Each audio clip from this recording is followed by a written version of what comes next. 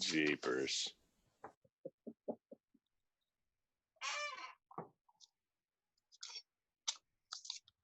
My wife cut my hair last night.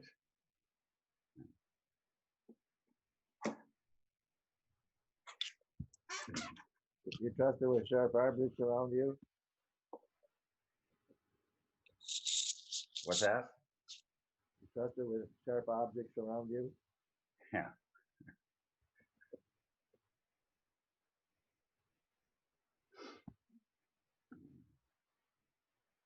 There's Brian and Bush Stadium, right? Is that Bush Stadium? That is Bush Stadium. That's a nice background. Yeah, I like that. I actually took that picture a few years ago at a game. Hey, You could just put a still picture of you up there too and just never be in these meetings, you know? I am really considering it, actually. That's a good idea.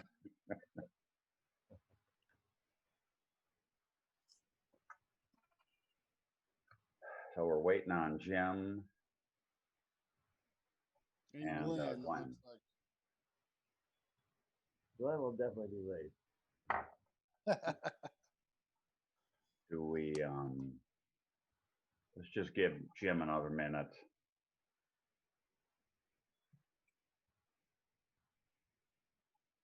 I'm gonna text him.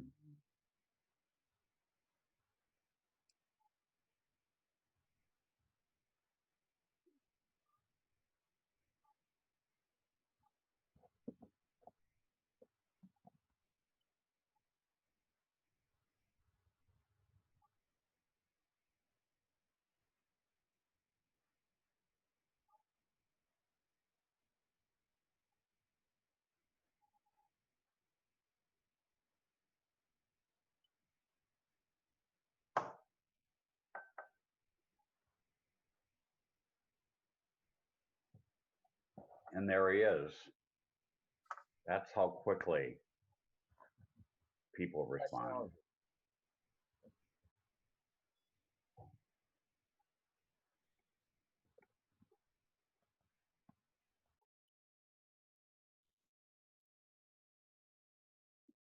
All right.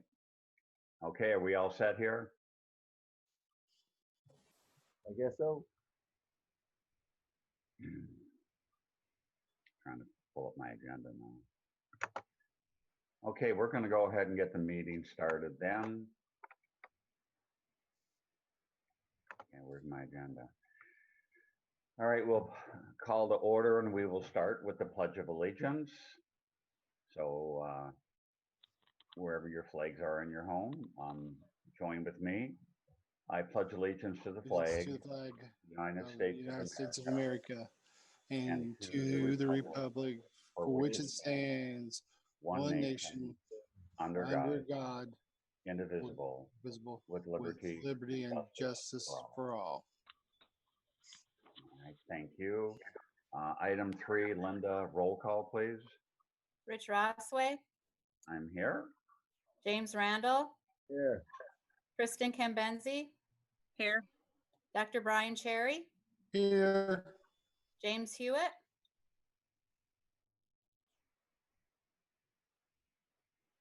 You just To got on. unmute, James Hewitt, to unmute, Jim. I'm here. Keith Glendon, Here. Glenn Sarka,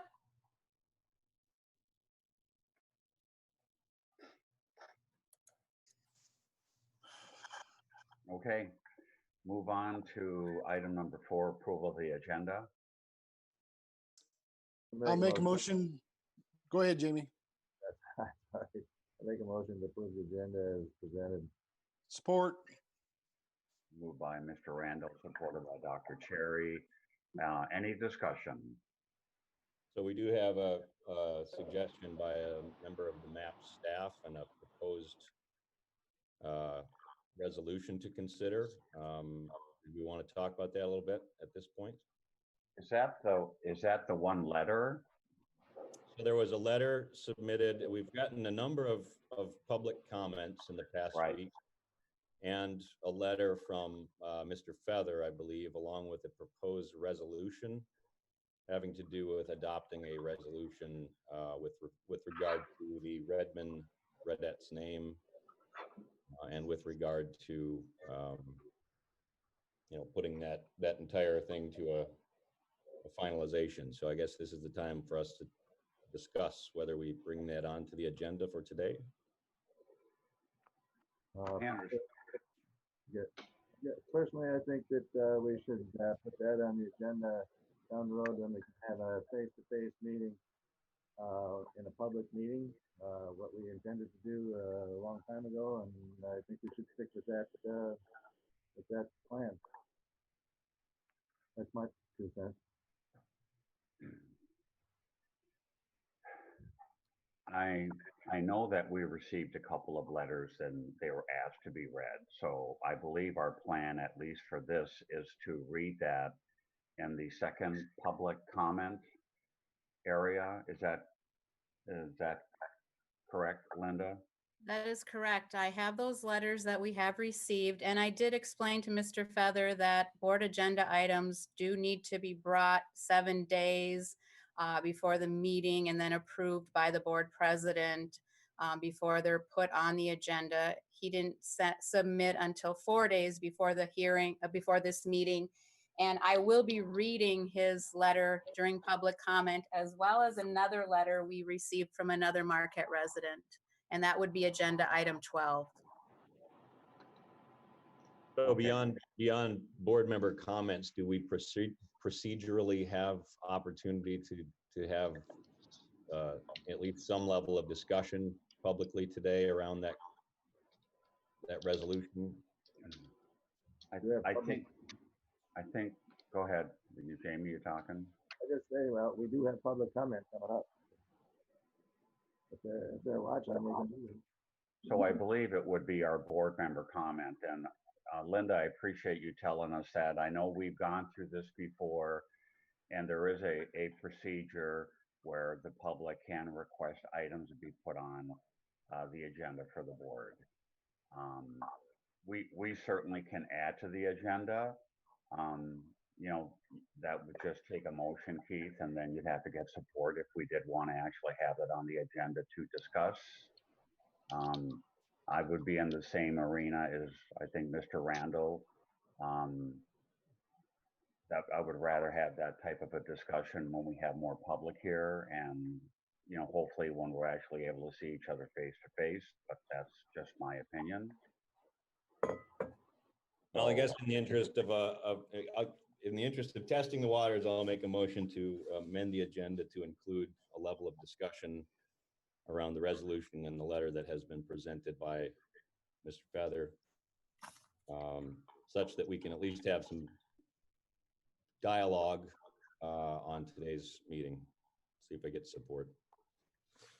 So, as a point of order, did we already have a motion and support to approve the agenda? Yes, we had a motion and support to approve the agenda. Okay, so procedurally, we have to go on that action first, and then I'd have to make another motion beyond that, or how do we? I'm not sure, or can Keith just do that as an addendum? I believe he would have spoken in the proper order. We would actually approve the agenda with an addendum. So I think we should go ahead and look at his motion first, where he's looking to amend the agenda. Okay. But I would like Keith to reiterate his motion so that we have it spelled out exactly how he wants to make the motion. So back to the original motion then by Mr. Randall and support by Mr. Cherry. That motion needs to be dropped then. So is that okay with Jamie, since you made the motion?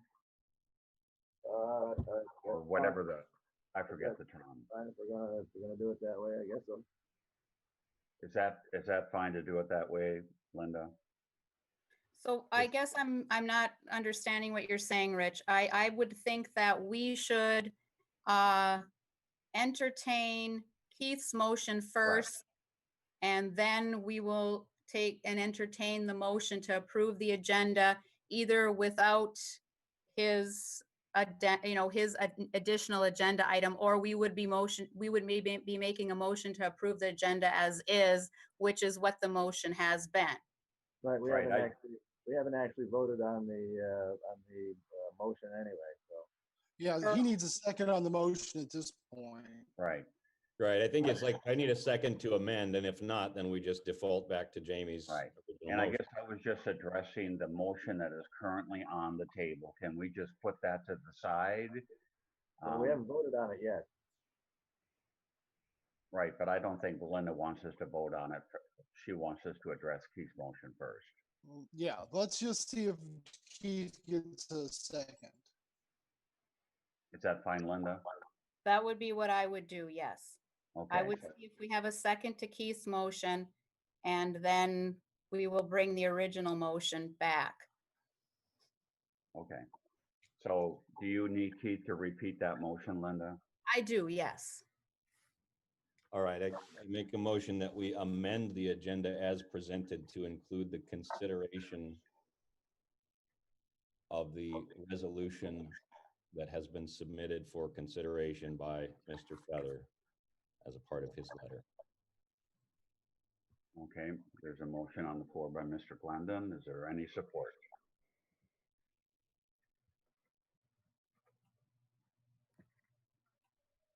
Any support?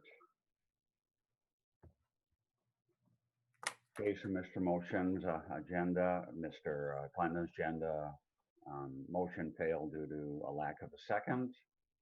And now we will move on to the original motion by Mr. Randall and support by Mr. Cherry, Dr. Cherry, to approve the agenda. Is that correct, Linda? That is correct, yes. Okay, any discussion on the motion on the table now? Okay, hearing none, let's call the question. All those in favor signify by saying aye. Aye. Aye. Opposed, the same. No, The motion passes 5-1. Oh, Glenn, I see you on. I don't know if Glenn was able to vote on it or not. It looks like he's walking through the halls of justice. Okay, so we'll move on to comments from the public. And these are agenda items only. So do we have any comments or anybody for that first public comment, Linda? I'm gonna, Okay. So we will move on to superintendent report, Mr. Saunders. You'll start with the fact that he got his hair done this weekend and Don't have anything for the report today. Quite a significant portion is all budget related, so I'll let it move to those agenda items. okay. Note that Mr. Saunders records quickest superintendent report ever. Amen. Item 7, consider amendment to the 2019-2020 budget. Is this where Mrs. Berry takes over the presentation and shows us lots of cute little pictures and graphics and memes? Well, I don't know about all the pictures this year. There's a few in one of them, but I was Good. busy. We look forward to those. It's able to help some of us board members understand the numbers. Okay. Well, wait till some of these new GASB rulings come in. You can't talk about revenues and expenditures anymore. Now it's going to be outflows and inflows of resources starting next year or 2022. So that was a new GASB ruling. So I'm going to share my screen. Did they not have anything better to do? I don't know. They said it's been a long time since they changed it. So apparently they're looking for new ways of creating a common language for everybody.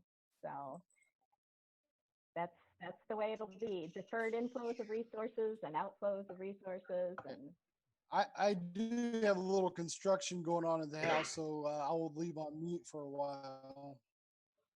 okay. We all really appreciate that, Brian. Let me see if I can share my screen and get into the PowerPoint. Are you seeing the 2019-2020 final amendment, blue screen? Yes. Okay. Great. So what we're going to talk about in this PowerPoint is where we're looking to finish this fiscal year. And because there are so many uncertainties, we've heard a lot about the proration potential coming. We've heard a lot about what's still out there that is unknown. And so I've taken a multi-tiered approach in the hopes of showing with a lot of transparency what 3 different scenarios could look like to our ending fund equity. So we're going to discuss a little bit on the state economy, state aid and taxes, which are our primary revenue sources, and see what that shakes out. The first thing I want to talk about briefly is where we're at in terms of the state economy. Our general fund, general purpose, which there's a little bit of overflow between the general fund, general purpose and school aid fund as they transfer between the two when they need to. That general fund at the state level is facing a $1.1 billion shortfall. The school aid fund is also facing a $1.1 billion shortfall. These were the numbers presented at the May 15th Consensus Revenue Estimating Conference. And these were the ones that were creating a lot of concerns that there's going to be a proration. And at that point, they were hoping to have some budget numbers, they said, before July 1 for school districts. That has changed. They said that's not going to be possible. I went on to the Senate Fiscal Agency today, their site, and they meet Tuesday, Wednesday, Thursday of this week, and then not again until July. So there will not be a budget forthcoming and probably no news on this until into August. So they are also recommending another Consensus Revenue Estimating Conference in August or early September to determine how quickly the economy has rebounded with their tax revenues. So that is still yet to come. With the $1.1 billion shortfall in the school aid fund, that equates to about $652 per pupil proration for K-12. That will be a proration that is equivalent across the board for colleges, universities, schools, anybody else that participates in the school aid fund. So that's the K-12 portion. Because we're doing this in a multi-tier approach, I'm looking at things with a more middle of the road, and the district stands to lose in revenues about $1.2 million if we were to go with a $350 proration. So for the proposed final budget, this is showing our state aid in the largest blue portion, the $21.5 million, with a $350 proration. You can see our other local donations, things that we have is that small, tiny tealish green slice. Our federal revenues are the smallest portion that we have. And then the second largest slice in the main pie is 11.2 million, which are tax revenues, both local for us, and then from the ISD on that special ed millage of about 2.4. So considerable amount of revenues from the state, and taxes are primary funding sources. We are seeing some issues with our tax revenues. We had a big case that went through. Menards in Escanaba was approved. And then I just got another one last week, Thursday of last week. The building where Kohl's is in, they are going dark store with the tax tribunal out there.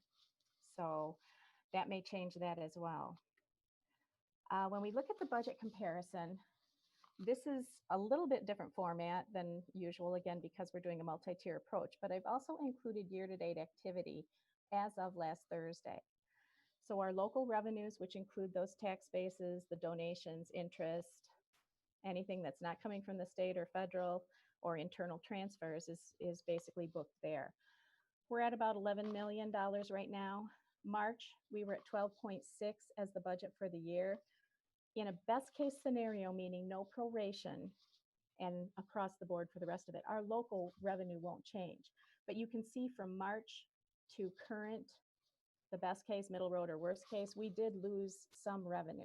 We lost things in our local revenue of admissions, student participant activity fees, a variety of other things that because we weren't functioning, we just didn't bring in that revenue. So there was a fall off there. The state revenue, so far, we haven't collected it all. We do continue to receive payments in July and August. And then we had budgeted the 22.6 in March for the full funding. It would go up a little bit because there was an increase in some of the special ed revenues that they had. And you see in that first column, the best case scenario. That will also be included in the middle road. However, the discretionary funding with a 350 proration drops us down over $1 million. With a 650 proration, which is really what they were estimating would happen, and that's what I would consider to be our worst case scenario, we would be considerably lower, another $1 million lower yet. I've heard recently, pretty good source that they really doubt it's going to be the whole 650. So probably somewhere between the 350 and 650. And that's good news because originally they were unable to use a lot of the federal funds. And that's where I think a lot of hope is being placed, that they will allow for some flexibility. Currently, the CARES Act money cannot be used to backfill a budget shortfall. And so there's money there, but they can't use it. They also have a budget stabilization fund. So those are the things that we're holding out hope on and why we're not recommending that full 650 for this final amendment. We're hoping for the best, planning for the worst, but we'll go with that middle road for our revenue. Federal revenues remain the same. We did receive a little additional federal revenue. So that part of it shows a boost from the budget in March. And then we also have some additional revenues in the all other category, just a tiny little bump up. So with that being what we see, we'll move on to the expenditures to compare that in the end with what those revenues reflect. We had closed buildings. We had no buses on the road other than for the food distributions. We received CARES Act, which is some of that federal money. And we've done things like furlough to try to save costs as well. We did have an approximately $1.4 million decrease from March expenditure budget. We did pay salaries and benefits through the end of the school year, and any unspent budgets were reduced, our constriction to try to minimize that variance, and we had a moratorium on spending. So this is what that looks like. Again, I put in the actual to date, then the March amendment, and then the final amendment. This does not have a multi-tier approach because our expenditures are what our expenditures are. We weren't looking to change how we cut things or kept things on based on the revenue. We're too late in the school year. So we have to kind of grin and bear it and take it as it stands right now. But we did decrease salaries about $254,000, benefits about $260,000, purchase services. You'll see these details in the next slides. Here's the salaries. We did have an administration resignation, Mr. Kurkowski.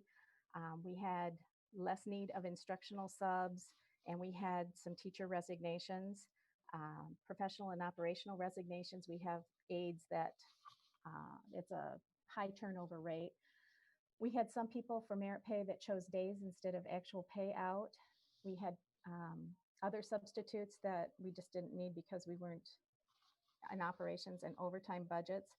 And then our furlough saved about $58,000. So that's just salaries. In the benefits, Mesa extended a dental insurance credit for a month. Other employees choose different insurances, and so those changes get reflected in the budget here. Mandatory benefits, the retirement, FICA, work comp, Medicare, those payments went down along with the salaries that decreased. We did have an uptick in cash in lieu, a small amount. Terminal leave, we had considered others that we had potentially had in our budget from March that did not elect to retire, and then these are the benefit savings along with our furlough. For the purchase services, professional services include our contracted subs and other contracted services that the district uses. In some cases, those have gone up higher. And so this would actually have been a greater savings, but this is the net effect of all of those professional services. Travel and professional development, we did not have people on the road the second part of the school year, so obviously we didn't have those travel and PD costs. Pupil contracted transportation was a decrease. Communications, advertising, and printing, lots of savings from no school in function. The utilities are primarily our water, stormwater, and our building insurance. There was a small adjustment. Repairs and maintenance, we did not do a whole lot during our time of isolation and staying home. And then rentals and other purchase services. Those are the 3,000 and 4,000 object codes. In the supplies, we have, do I hear somebody asking a question? I heard some static there. These are other things that we cut in the supply area: teaching supplies and textbooks, library books, periodicals, again, unspent budgets, constricted. Natural gas and electricity, huge savings there with the buildings being shut down. Fuel, parts for buses, office, and then our grounds and pool supplies. So considerable savings in the supply area. For capital outlay, we did have budgeted 2 buses for this year. One of them is not yet constructed. It won't be in until July. So that budget for that bus is being moved into next year, and we've only budgeted 1 in this year. We did finish up some of our one-to-one Chromebooks, and instead of transferring the money into our capital projects fund as we normally do, we actually spent it. So it's moved into this area, so that purchase services and the transfer included some of those reductions of expenditures to offset this increase in this particular area. And then a little bit up on the piano restoration and the miscellaneous. And these are the other miscellaneous expenses. Tax abatement, I had trimmed those back. Those will probably get put into next year's budget as an amendment as those numbers become known to us. The GASB 84 transfer, there was a little bit of an increase there for some of those fundraisers and entry tournament fees, and then fund transfers and tuitions to other districts, $76,000 trimming back.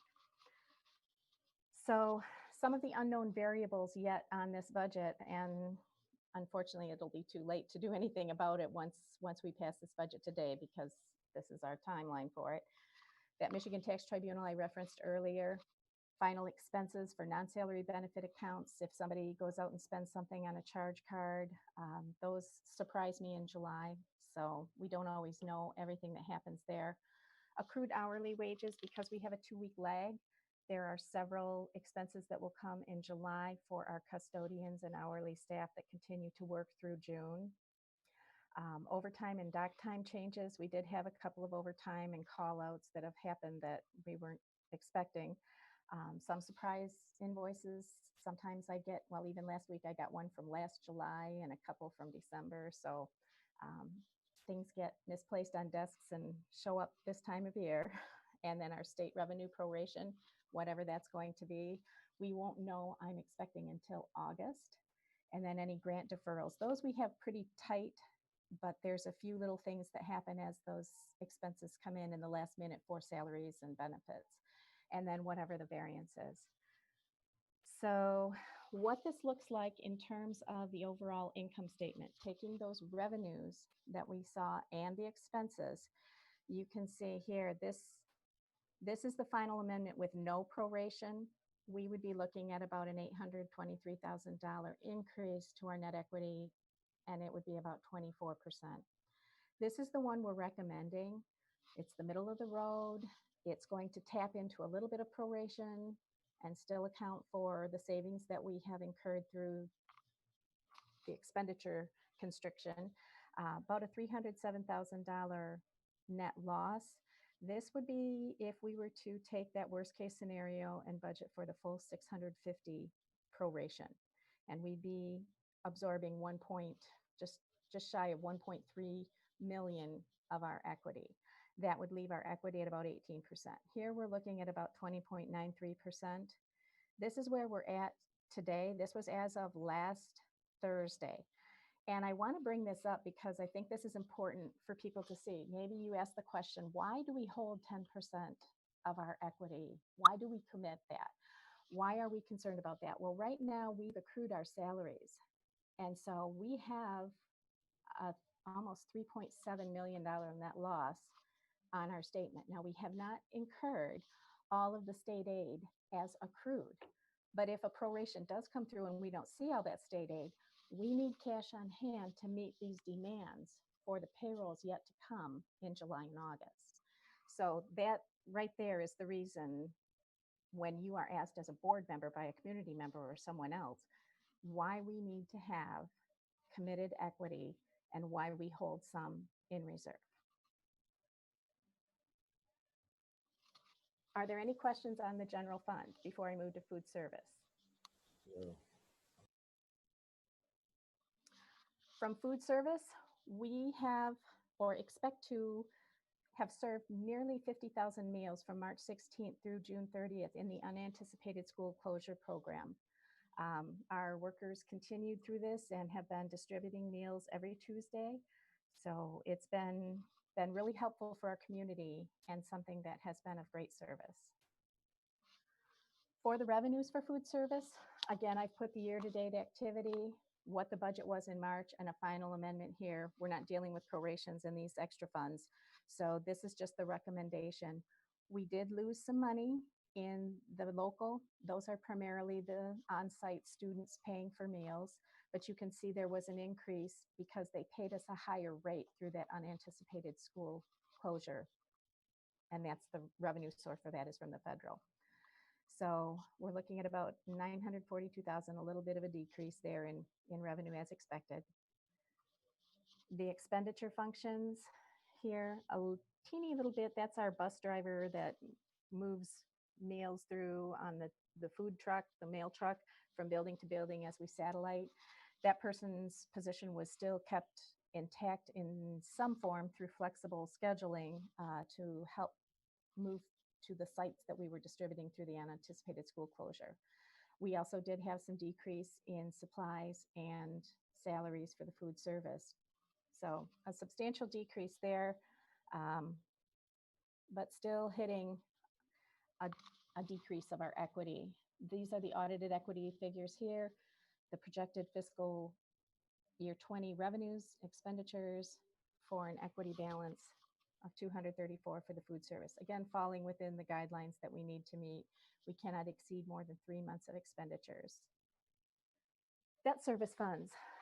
Good news, the 2013 debt service fund is concluded. That final payment was made. This is the debt fund that was refunding Cherry Creek and Superior Hills for their initial build. What is left in that equity balance for that account moves into Fund 32 and was included in our preliminary projections for what the millage rate will be for this coming year. So looking at that 2013 retirement fund, 68,501 is the ending number there all the way in the right, and that is the audited fund equity coming off the books at June 30, 2019. So that's the number that's going to clear that out.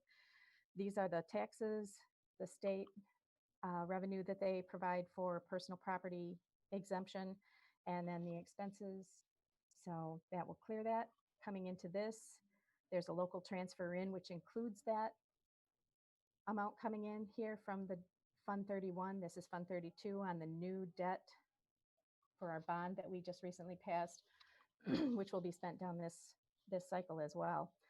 A little bit more in the state, and then our total revenues and expenses to pay off that debt. So that is the combined total here of the audited equity from June 30 of 2019. This includes debt Fund 31 and debt Fund 32. That 68,501 is embedded in that 121,376 and gets used through this process. And then our projected equity that is in the remaining one debt fund account is 109,596. Capital projects funds. We have three. We have Fund 41, which is our general fund account that isn't restricted. Fund 42, which is our sinking fund, and Fund 43, which were the bond proceeds. That Fund 43, which is the 2016 bond fund, is also concluded this June. So here's our general capital outlay. This is the one that the board has committed 500,000 in equity. This is the one where we transfer one-to-one money, about 150,000 a year. However, we have eliminated those transfers for this year, and I think we've reduced them by 100,000 for next year. So what you see here is the interest being earned on that account, the 13,450. No expenses are planned out of that fund for this year. This is the sinking fund. The local, this is the tax revenue along with interest and transfers between funds. And then the expenditures are for the projects that have been underway and completed for this year. This is the 2016 bond project fund. 16,135 is the amount that was on the books last year as the equity, audited equity for this fund, and that's going to be completed and used this year. So for the combined capital outlay, we have the 2.163, which now is just the ending equity for Fund 41 and 42 together. Private Purpose Trust is our last one to look at, Fund 51. These are scholarship funds that qualify under GASB 84 to remain as a separate fund. Basically, we receive donations and interest from our endowments, and we pay out scholarships on them. So this is where we're winding up. 273 goes into the coffers for our equity. It's typically in and out, but there was a little bit of residual this year. And so we bump up that equity by the 273 to 324,215.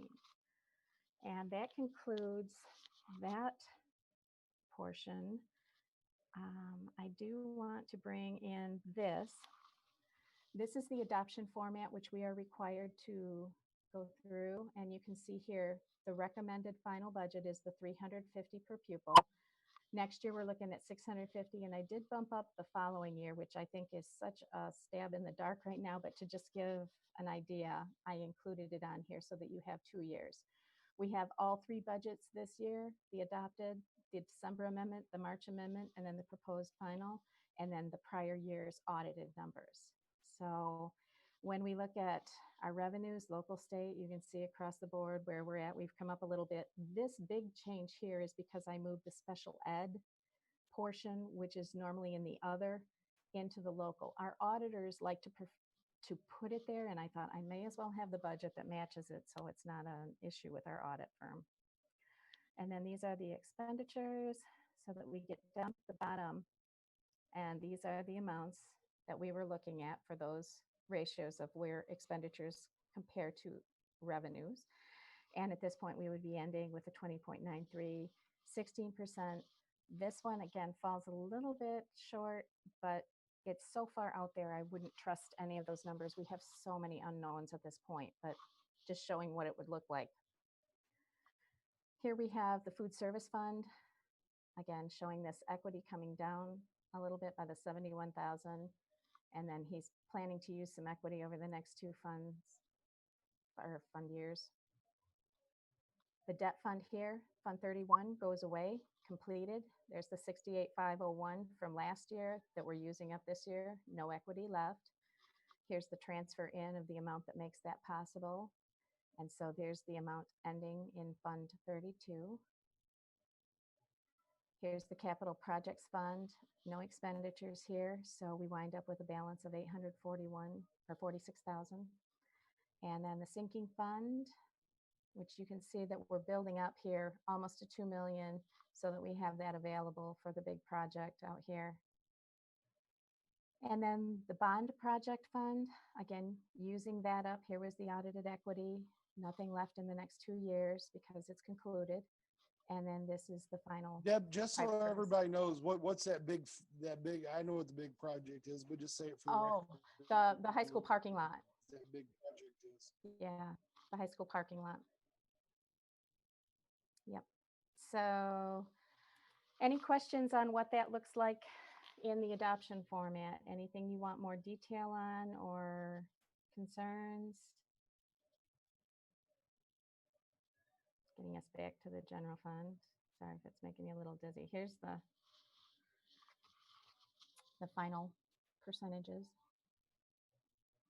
And again, for the action item, this is the year that we're looking at. We're looking to have the final amendment for fiscal year 20 that ends June 30th.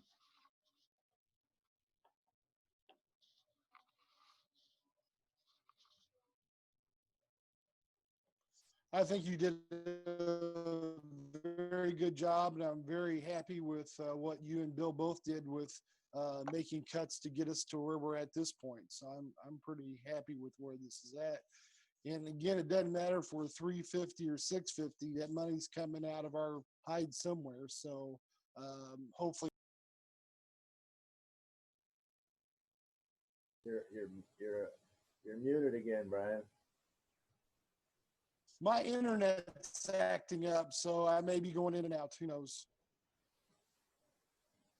I think I agree with Brian. I think it's pretty amazing how much that we saved in the 3 months with the COVID, and it definitely put us in a lot better position than we would have been if we'd have finished out the school year. A little silver lining.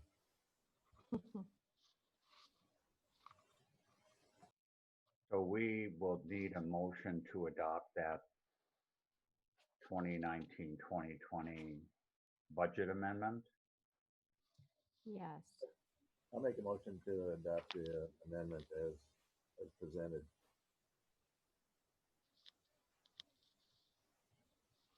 Okay, Support. so we have a motion by Mr. Randall and support by Mr. Hewitt. Any other input from any board members? Hearing none, we'll call the question. All those in favor signify by saying aye. Rich, we should do a roll call vote on this. Oh, yeah, good point. Thank you, Linda. So we have a motion and support for the budget amendment. And now Linda, do a roll call vote, please. Rich Rossway, Yes. James Randall, Yes. Kristen Cambenzi, You're muted. Kristen Cambenzi. Dr. Brian Cherry, Yes. James Hewitt, Yes. Keith Glendon, Yes. Glenn Sarka, You still with it? Glenn Sarka. Doesn't look like Glenn's on anymore. Yeah. Glenn shot me a text, Linda. He was having some audio difficulties, so he was logging off. Okay, so the motion will have carried 6-0 then. Okay. Motion carries. Now we get to move on and hear even more great news from Mrs. Berry. Now we will do our public hearing for the 2021 budget. My screen again with another PowerPoint, our favorites. And can you see the 2020-2021 proposed original budget with the next year projection? Yes. Okay, thank you. So what I have is a little bit of data here showing the fund equity combined over time and what that looks like. So we have the contingency fund, we have the general fund, which is the little bit lighter blue, and then we have the aqua, which is the capital projects fund. We started doing this quite a while ago because it was interesting to see that as our general fund equity was decreasing, our capital projects wasn't really decreasing. And then as this started to turn around, we were tapping into that general funds project before we had the sinking fund. And then the sinking fund came in, and it's remained pretty consistent where our general operations have fluctuated and depending on pupil enrollments and various sources. But our committed piece here has been pretty flat line. We did move to 10% in this year. And so you can see that as the expenditures changed, so did that committed piece. What this looks like on a little bit more of a spider graph here, the fund equity trends, you can see the capital projects decreased when the unassigned equity for the general fund came up, and here's our committed portion. You do see a big dive here Again, this would be the 650 proration if that goes into effect. So we will wait and see how that turns out. These are the enrollment projections that are prepared by Stanford, and we have heard some discussion as to whether or not we will be able to use a blended count or the higher of either a blended count or enrollment projection that comes in for next fall through funding sources. I know that's been something that has been discussed at the superintendent level, and whether or not that passes, we are yet uncertain of. So state aid, this is what the foundation allowance looks like. There was a little bit of equity and MIPSers that came into play, and best practice, which was an incentivized state aid revenue when they were trying to make up for some of the shortfall and the prorations that occurred. The beginning of 1920 was here with 8,111. With our shortfall projected at 350, this would be where we would end up, and there would be another portion from this 8111 down 650.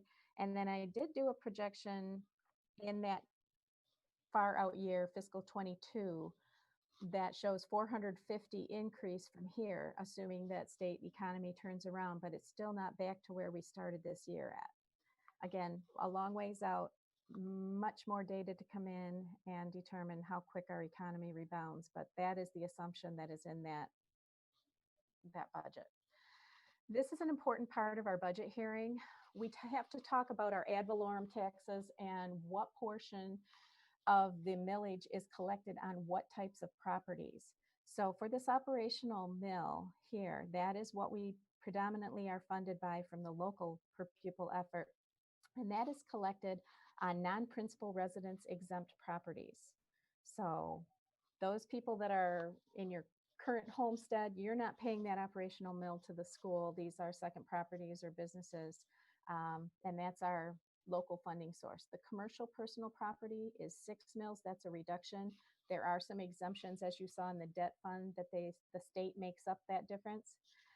The sinking fund has been at 0.95. That came into being in this year. And you can see now, this is 0.9431. We had a Headley reduction. The 18 mills was not decreased because back in 2013-14, when Mr. Saunders first started, he initiated that to be a little bit higher. We can only collect 18 mills as a maximum, but we instituted and the electorate passed an amount higher than that, so we can tap into that to keep it steady at 18 mills. Our debt mills are not subject to those same restrictions. We have projected 0.5 for our needs. These are general obligation bonds. So these funds for the sinking fund and the bond funds are collected on all properties. So that's different from the operational mill. Every property participates in paying into our sinking fund and debt mill, but again, this one is subject to the Headley reduction.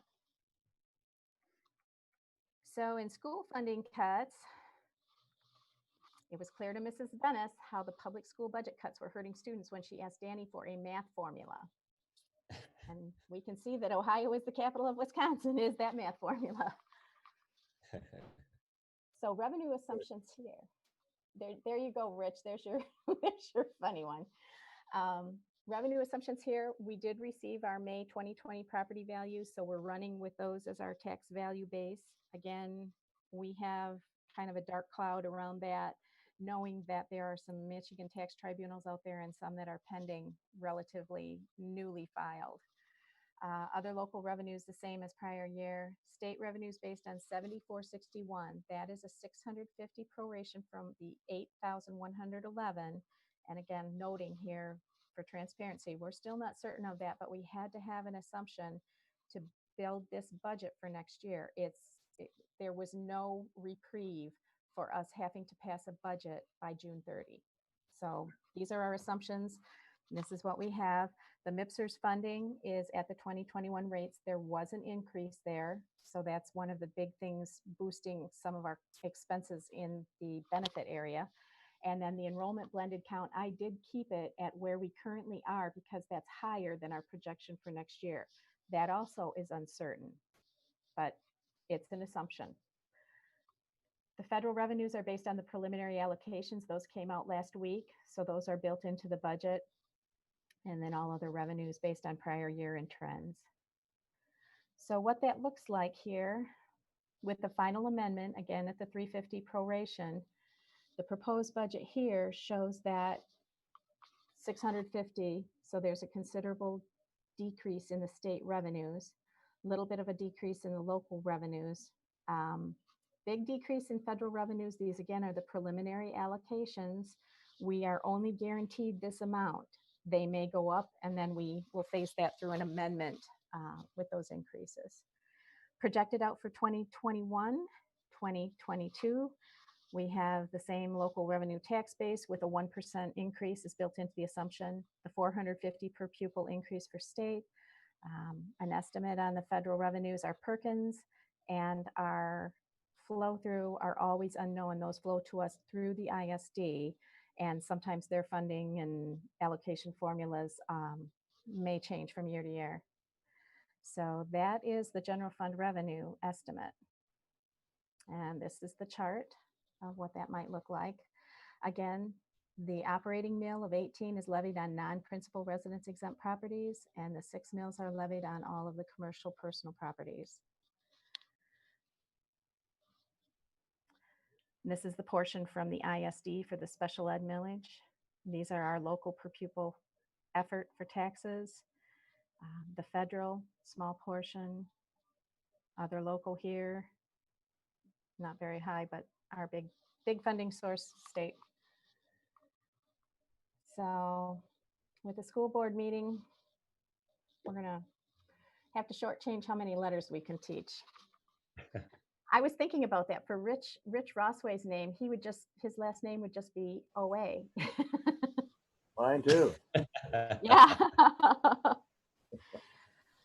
So for expenditure assumptions, again, what you're going to see in the overall budget, we did not increase salaries at this point. They're still at the 1920 rate. Those people that we know of for retirements, we tried to utilize all FTE cuts. I believe we cut about 10.14 FTE in teaching staff. We cut 7 to 8 aides, and there were several retirements or resignations that allowed for that to happen through attrition. So very limited impact to current staff. And so we were able to take advantage of that to try to do a little more balancing of our budget. The benefits are at those established retirement rates, and then the MESA insurance rates based on the census data from May, and the hard cap, which will go into effect in January. All other expenditures based on prior year and historical trends. So this is what that looks like out. So basic instruction, this is taking it by the adoption format at a compressed level. So instead of each of those basic instructions showing direct classroom instruction, added needs, it's just showing instruction, and then all support services, and then community services and transfers and others. So from where we are now, the expenditures go up. And again, it's been a lot in the benefit area. This is not broken out by that object. You'll see that on the next slide. But again, 300,000 increase there, and a little bit of an increase coming forward here. Here's your salary benefit, your purchase services. This is by the object code. So you can see that benefit area going up here predominantly with the retirement addition going up. Purchase services, bringing back some of those utilities online and our fuel and electricity. The capital outlay goes down. We're just going to be utilizing that transfer instead of purchasing again, those one-to-one, and then the other transfers. And here's what the expenditures look like by object. Biggest chunk here, salary and benefits, generally 85%, 85 to 86% of our budget. And then the purchase services, which include all the repairs, maintenance, contracted services, supplies. And I know when we think of supplies, we think of teaching supplies. This includes that electricity, which you saw, natural gas, fuel. So bigger portion, but a very small part of our budget. And then capital outlay and other transfers. So what that looks like in summary, this is the audited equity. This is what was committed. And then this goes through what the budget was that we just passed. and we would wind up here. So coming forward, this will be what we expect our beginning equity to be, the revenues and expenditures for this proposed budget, and winding up here, which was about the 16% that we saw in that adoption budget. And then this brings it down to the 14% when we carry these numbers forward and go through the revenues and expenditures.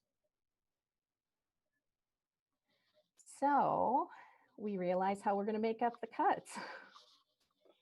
And of course, this would be a nightmare, but just saying those fundraisers might be a primary source for our students. Any questions on the general fund? If not, we'll move forward to the food service fund.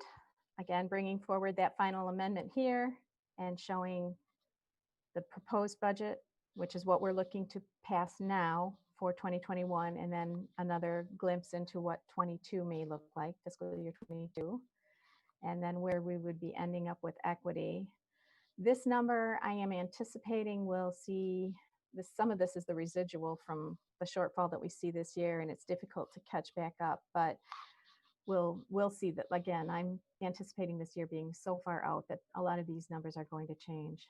The debt service fund for 2013, off the books, paid in full, May 2020. And then the debt service fund 2016. And again, bringing down these expenditures, we're trying to utilize the fund equity. This number is higher for the total here of the net change, because we expect to hold a certain reserve for those Michigan tax tribunals. We had planned to be done with those largely, and thinking that we were going to start spending this down. This number will probably be amended next year if these tax tribunals go through.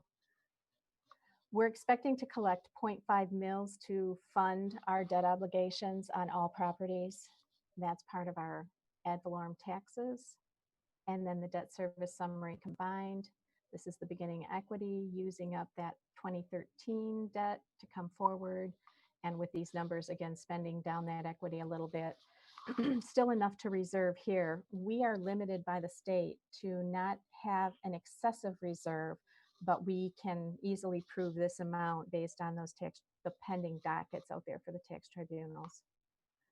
Capital Projects Fund. Again, this is the general fund capital outlay portion in Fund 41. This year, we're just claiming the local revenues, which are interest, and we still have interest in the next few years. This next year was $100,000 savings for the transfer in, so we would only be planning $50,000, and then this comes back online in $150,000 for the following year. That's the one-to-one initiative. Capital Projects Fund Summary. Again, a $500,000 commitment by the board for this equity. We have $846,192, and then that continues forward, and so we wind up with about $1 million here, and a lot of that is reserved for the one-to-one initiative. Sinking fund, again, taxes, facilities improvement. Here's the big project. Next year, this is predominantly the conclusion of some of the projects we have, the security and some AE fees for the startup of this project. Where those all lie will be closer determined as we get into the project. Some of this might come into this year, depending on the start dates and the bid awards. But at this point, that's what we know and have set for this assumption. This is the audited beginning equity, the revenues and expenditures that we just passed in this budget for an ending equity.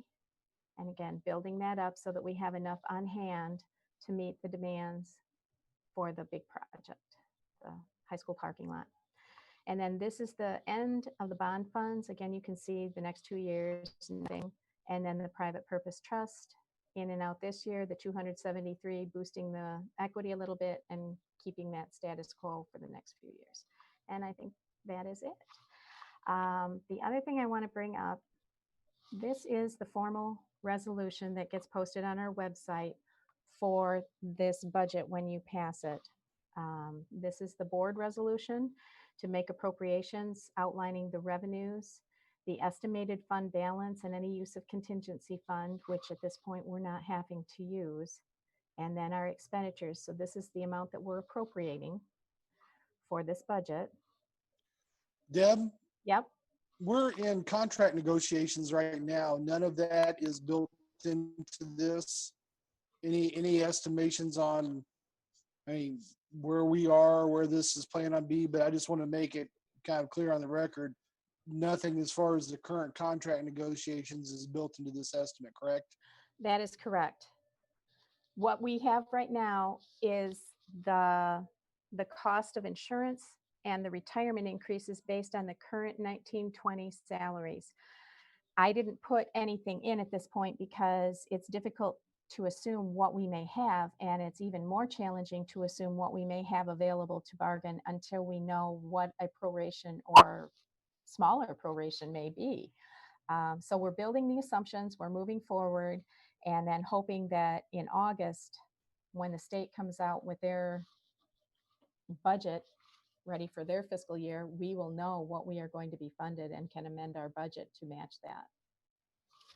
At this point, the 1.566 million equity set aside, this is what I will have to reserve that we would be using in next year's budget for the budget that we're looking at right now, based on that 650 proration and no increases in salaries, and including things like savings for the furlough that we have in the month of July, and any cuts that we've already made, as I mentioned before, through attrition and through other personnel. Yeah, but if we get the information in August, will we do the budget amendment in December, or will we be backing it up to like September because of the situation? If we have a large enough effect, I can do a budget amendment just for revenues and present to you better information rather than waiting until December, but we would still have to have the December amendment. The reason for that December amendment is primarily to get all of the salaries and benefits once we've placed everybody in and have all those contracts underway. Everybody's chosen their insurance through open enrollment, so we have a better feeling for our staffing. I would not know that piece in August. So we could theoretically have two amendments then. Right. Well, and then our March amendment and our final amendment. So we could technically have 4 next year if the amounts that they're changing are substantial enough to warrant it. Okay. It just depends on what we see. If we know something's coming that's substantial enough, yes, I can just amend those specific areas with the board so that we have better footing for which to either bargain from or know what we're going to have in the school. If we need to bring some programming back or change something for our delivery, we don't even know if we're going to be completely on site or what this looks like. This particular expenditure budget is based on the traditional model, and that may not be the case either. I'm just curious, the report in the paper was that the governor said June 30th that they're going to open the schools. Is that true, or? What I had heard, and Bill could probably speak to this, on June 30th, she had established a committee that was going to come up with a plan for how to roll out how schools could open in the fall. And that's what I thought she was going to deliver on June 30th. Okay. Bill, do you have more information? I know you were on a conference with Dr. Rice, the state superintendent. Yeah, that's correct at this point. She'll working with a couple of those committees, one of which Travis Smith happens to be a part of, and they'll roll out what those implementation plans could conceivably look like. I would also continue to caution us, as positive as that sounds today, any of this can still change pretty rapidly, especially if we have another serious outbreak, or a lot of it is predicated on which stage we're in according to the governors. We're in phase 5 or whatever. A lot of what this plan could look like, it fluctuates depending on what phase we're in. So if we slide back into a phase 4 or phase 3, then it'll be connected, I should say, with what the school might look like. So if we slide back into a phase 4 or phase 3, where maybe in phase 5, it does call for face-to-face instruction, but we slide back into a phase 4 or phase 3 where it might be dictated that we're online.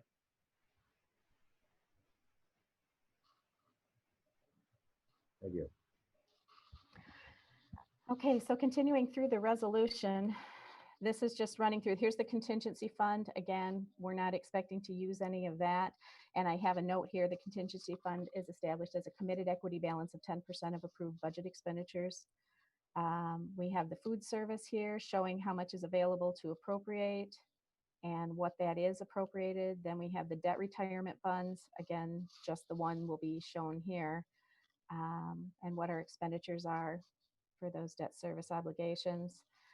This is the capital projects fund, and showing the detail in this resolution that'll be posted on our website, and the sinking fund. The last is the private purpose trust here. And then we have the authority of the board, once this is resolved, that this goes into effect July 1 and signed. So those are the documents necessary for the budget hearing. Any questions?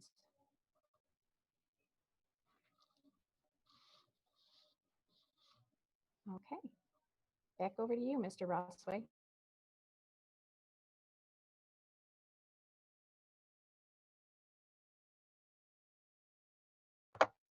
All right, had to get back on. So now we need to have any public, if there's any public comment regarding the presentation of the budget.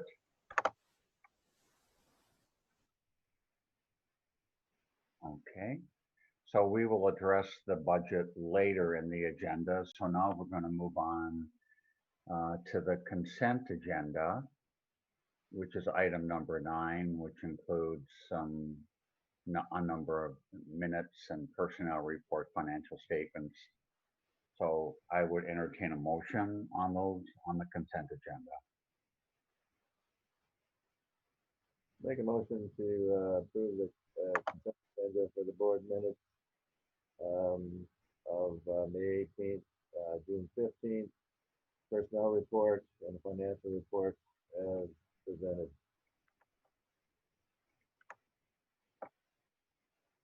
I'll support. Okay, moved by Mr. Randall, supported by Mr. Glendon. Any discussion on the consent agenda? Hearing none, we'll call the question. All those in favor signify by saying aye. Rich, we probably should do a roll call again, just I because this is know, an I electronic just, meeting, and that is an action item. I can't help myself. Okay, thank you, Linda, who really runs the board. Oh. So we need to do a roll call vote on that. So Linda, go ahead. Rich Rossway, Yes. James Randall, Yes. Kristen Cambenzi. Yes. Dr. Brian Cherry, Yes. James Hewitt, Yes. Keith Glendon, Yes. Glenn Sarka, Yes.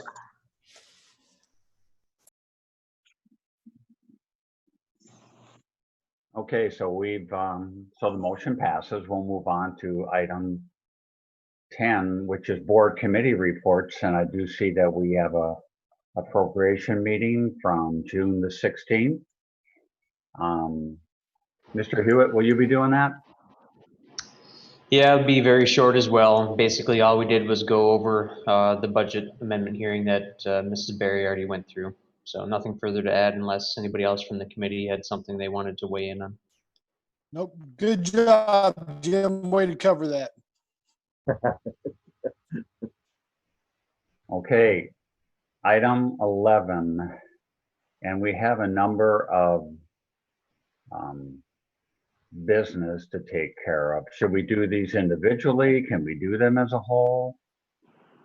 We would need to do them individually, I believe. Individually? Okay, trying to speed things on. So our first item 11A is to consider approval of our MHSAA membership resolution. So I would entertain a motion. I'll make a motion to consider the approval of the MHSAA membership resolution. I'll second. Moved by Mr. Hewitt. I believe we got support from Kristen Kambenzi. Any discussion? So, learning my lesson after several times, we will now do a roll call vote on that motion.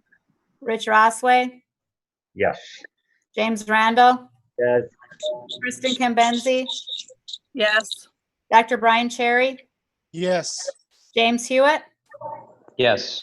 Keith Glendon, Yes. Glenn Sarka, Yes. Yes. You look like you're wearing a beard there. Looks like a beard when you put that down, Glenn. That looks really good. This is my Abraham Lincoln look. do you think?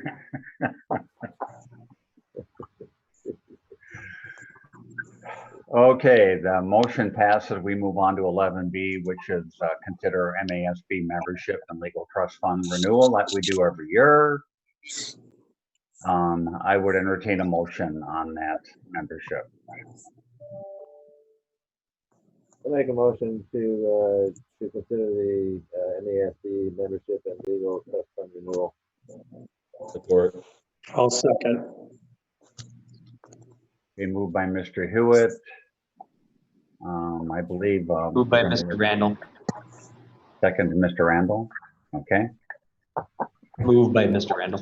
Moved by Oh, Mr. moved by Randall, Mr. Randall. seconded by Okay. Mr. Glendon and Mr. Sarka. I'm going to give the second to Mr. Sarka, AKA Mr. Lincoln. Sure you are.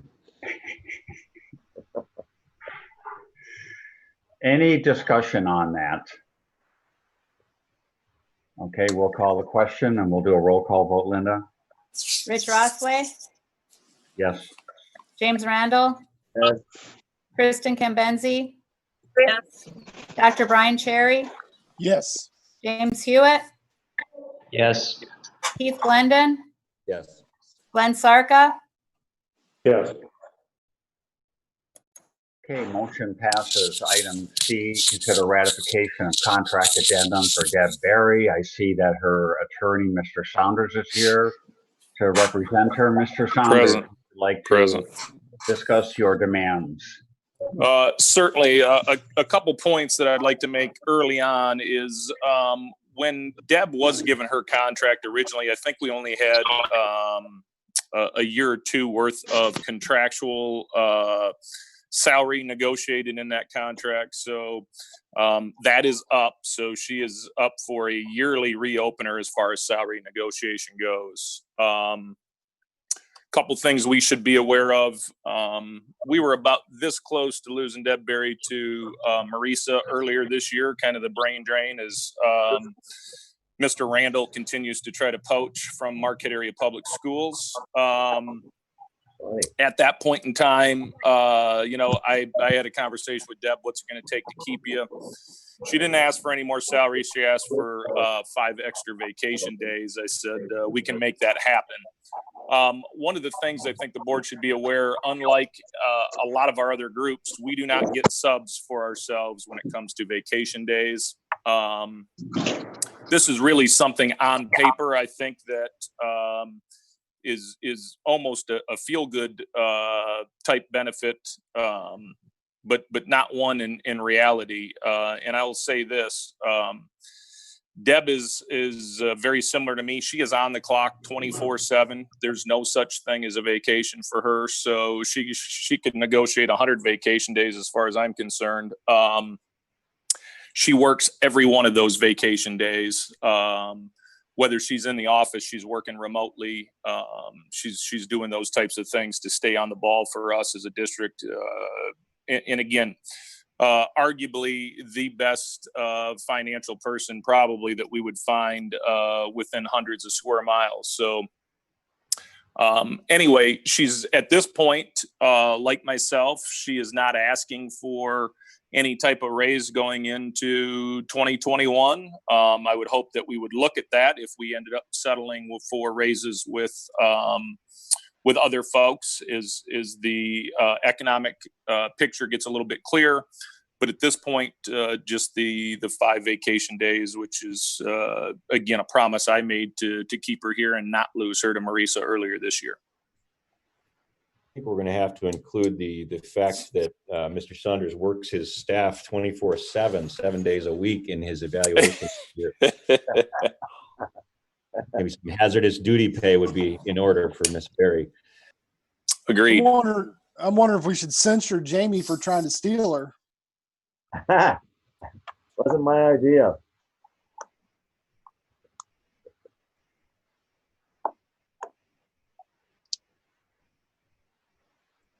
I'll make a motion that we approve the addendum to Ms. Berry's contract. Or So moved by Dr. Cherry and supported by Mr. Glendon. Are there any other discussions regarding the contract? Mr. Saunders, do you get any kind of a percentage for negotiating this contract? I want to make that clear. Well, the thing that we all get is we get to hang on to Deb Berry for a few more years. And again, at some point she's going to retire, but the longer we can keep her, the better benefit for all of us and our students, certainly. So again, benefit to all of us at this point. Worth her weight in diamonds. Boy, did you practice that response? That was really, really good, Bill. Just like Deb wrote it down for you, huh? Okay. Word for word. I have it right here on my note card. I got it for you. Okay, so we've got motion and support. We'll call the question with a roll call vote. Linda? Rich Rossway, Yes. James Randall, Yes. Kristen Cambenzi,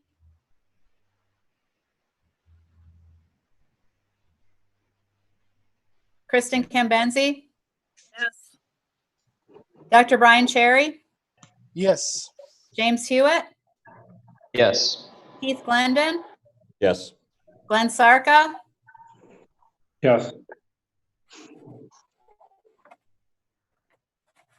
Okay, we'll move on now to item D. I can see that. 11D, consider adoption of our 2021 budget resolution that Mrs. Berry presented to us earlier. So we have that in a resolution form, and we would need a motion and support. I make a motion to consider the adoption of the 2021 budget resolution as presented by Deb Berry earlier. Support. Moved by Mr. Randall, supported by Dr. Cherry. Any discussion? Hearing no discussion, we will call the question with a roll call vote. Linda?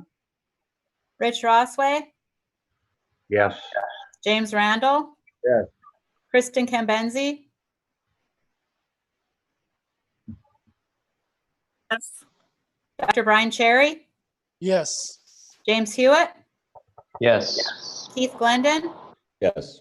Glenn Sarka, Yes. Okay, motion passes 7-0.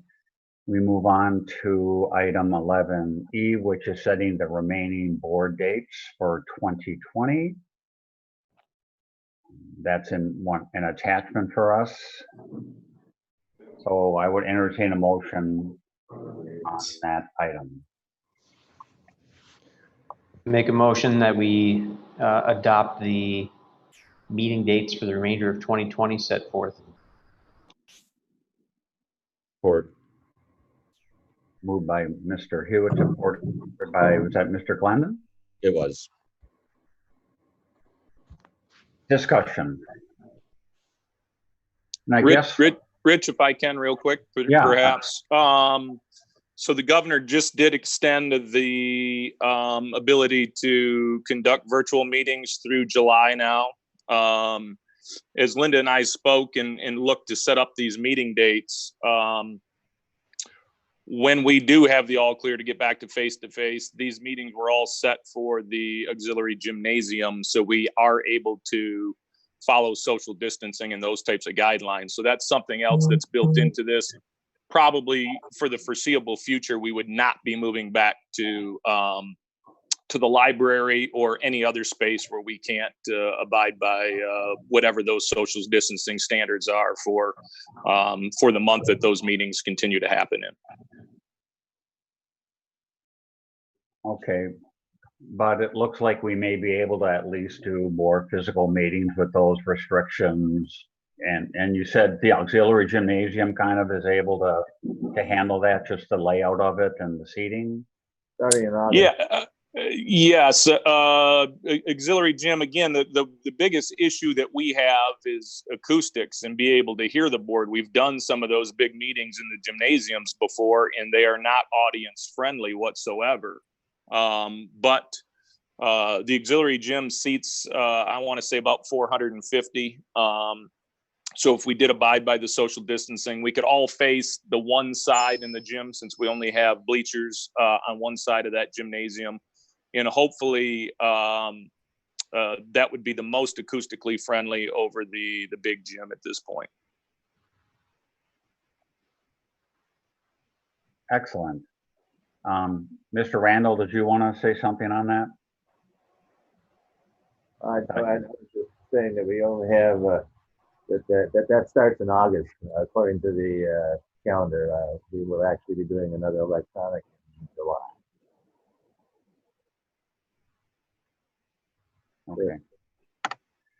All right, so we do have a motion and support for those proposed meeting dates for the remainder of this, of the calendar year. So if there's any other discussion, we'll call the question with the roll call vote. Linda? Rich Rossway, Yes. James Randall, Yes. Kristen Cambenzi, Yes. Dr. Brian Cherry, Yes. James Hewitt, Yes. Keith Glendon, Yes. Glenn Sarka, Yes. Okay, motion passes on to 11F, and this is something we do every year, designating our depositories. We have a number of banks listed in that. So I would entertain a motion on those designated depositories. Make a motion to designate the depositories as listed on the agenda.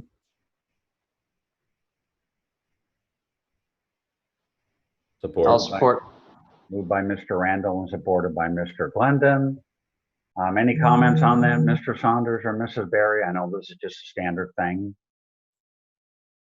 Nothing? Okay.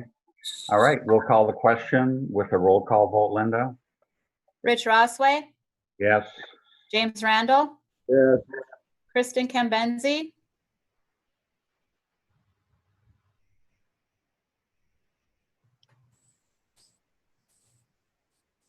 Kristen's saying yes. I think she must have NMU internet too.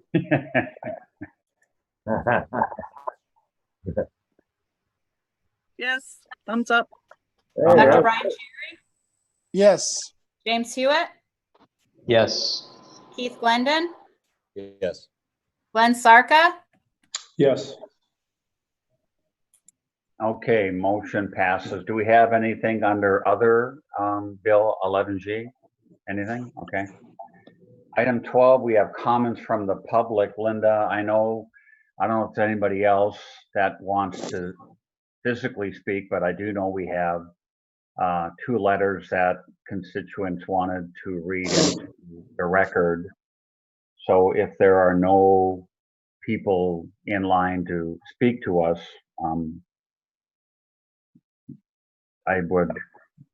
now would be the time for you to read those letters. Or Ellie, are there other people in the waiting room? Okay. I'm going to read the letters then that we received. We received 2 public comment letters. The first being from Jake Feather, an MSHS art teacher. Dear members of the Math School Board, there is literally no better time to put our nickname, mascot, rebranding to a vote.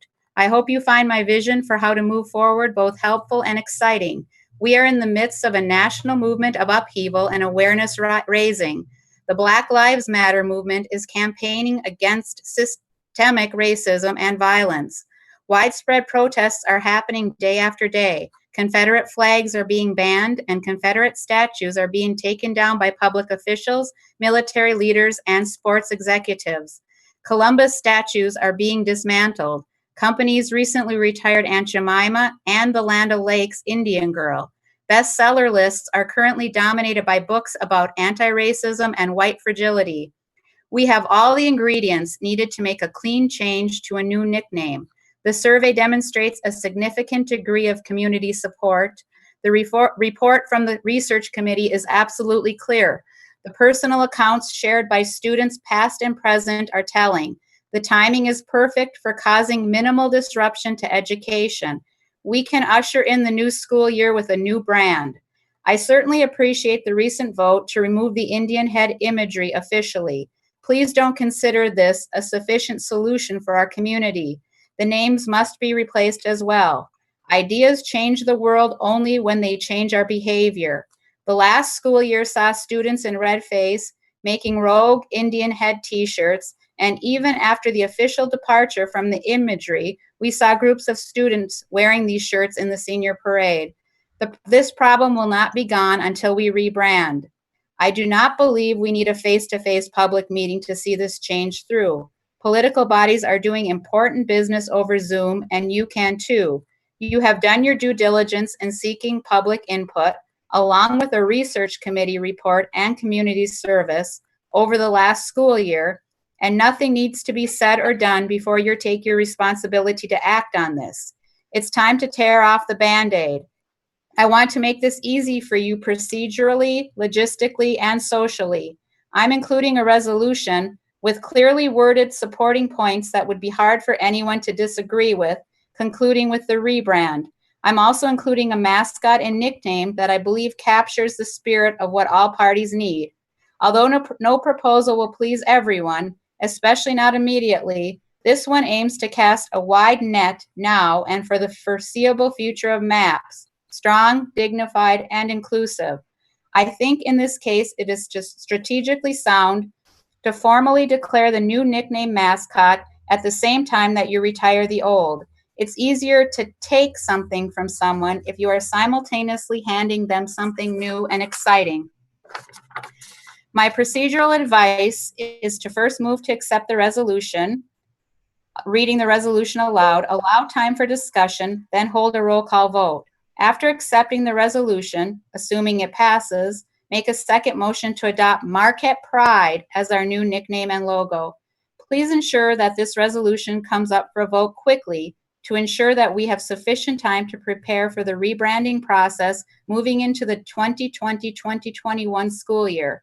This should be an exciting time for students and our community. Sincerely, Jake Feather, MSHS art teacher.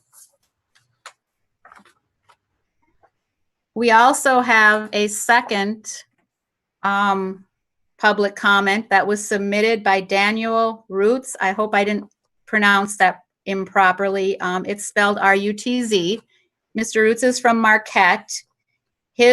What he would like to make for public comment is as follows.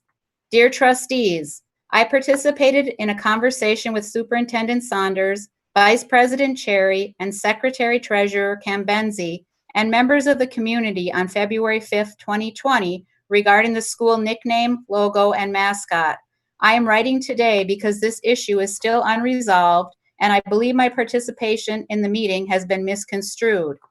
A proposal was presented at the meeting, which was repeatedly referred to as a compromise. This attempt at a compromise was changing the school logo while keeping this current nickname. Let me say unequivocally that this is not a compromise. I listened with interest and empathy. I do believe that there will be a sense of loss and feelings of anger for part of our community and want to understand that. However, empathy is not endorsement, and I am frustrated to hear that my listening to others as an adult has been construed as support for this proposal. The main tenet of the proposal is that our community can change the use and meaning of the word Redmond. This is not how language works.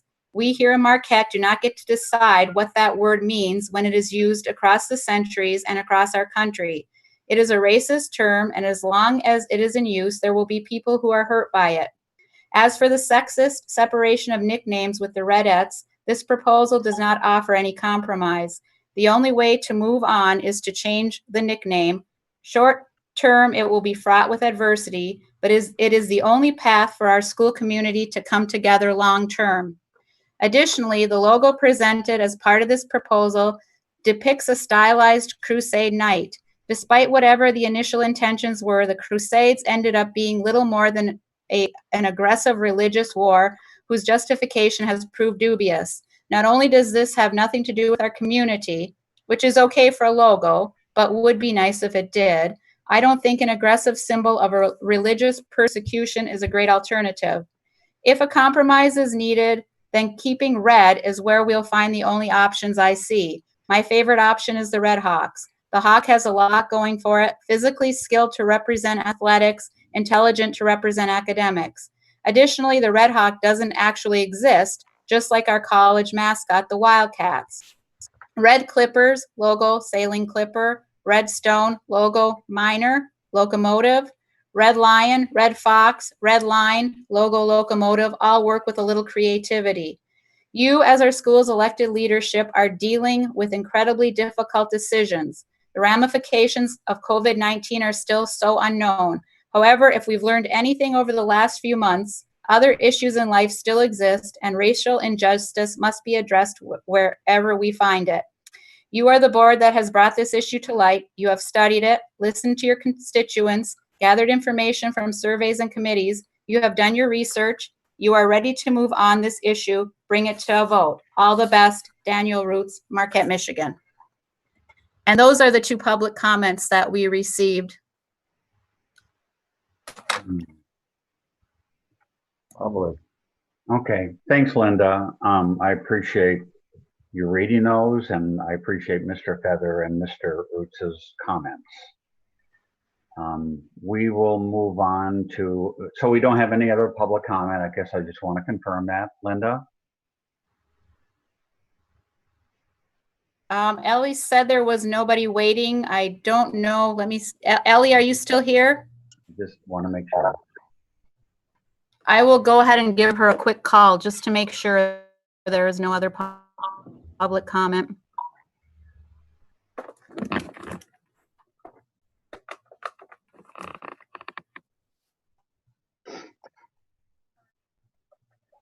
Yeah. Oh, okay. Thanks, Ellie. There are no other public comments. Okay, thanks, Linda. So we'll move on to board member comments.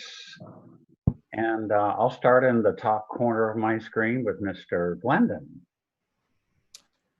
I'll just say that I appreciate the comments that were read into the record by the public. I will say that I'm a little disappointed in my inability to get support for even discussing the resolution that was put forth. And to me, it represents, another example of a lot of brokenness in a lot of our systems right now. And I had hoped that we could be an example of not brokenness in systems and at least have some discussion on the record. I think some very good points were made in those letters, not the least of which that, if this resolution and this agenda item and my suggestion to put it on the agenda were something brand new, I would understand not seeing support. But this has been ongoing not only for months, but for 20 years in our community. And it has been brought to a head in ways that we all have seen very, very succinctly in the past weeks. So I just hope that between now and our next meeting, we can get to a point where as a board, we have a functional discussion about this matter. And Mr. Roots is correct. We have enough data. We've been through months and months of data. And we have clear viewpoints expressed, and now it's our duty to vote our interpretation of upholding the Constitution and our interpretation of serving our students and our community, and not sit on this anymore. So that's all I've got. Okay, thank you, Mr. Glendon. Mr. Randall. I have no comments at this point. Mrs. Kimbenzi, considering we can't hear you. Comments. Mr. Cherry. I was wanting to see I'm sorry, our Dr. Cherry. first, I want to thank Ellie for doing the work today. And then also I wanted to comment, I drove by some schools and the grounds are looking very good. So I'm very happy with that. Also want to thank everybody for the work that they've done, getting the budget and everything together to this point, and all the stress that this year has created so far, and getting ready for the next school year, which will be challenging nonetheless.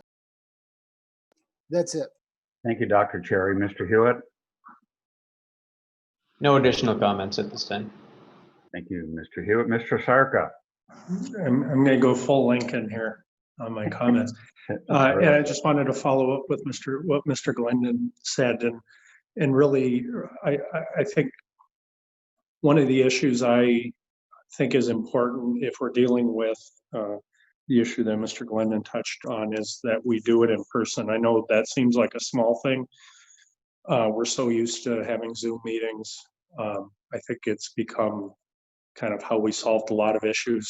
Certainly, as the letter indicated, the courts are doing Zoom jury trials, and the Supreme Court is doing arguments in front of the Supreme Court by Zoom or telephonically. So I know those things can be done, but we all know as community members how this issue has affected the community and how big it is in the community. And I think if we're going to take it up, it needs to be done at a meeting where we can do it in person. It deserves that level of engagement. And I know it's a little old-fashioned, but I think it's worth taking that extra time. I know there's an urgency right now with everything that's happening in the country, but there's, I think, something to be said for taking a little bit longer and doing it in a kind of a venue that kind of lives up to the importance of the issue we would be discussing. And I just don't think Zoom could do it. I also am very concerned that any decision that's made in something like Zoom is just asking for technical issues.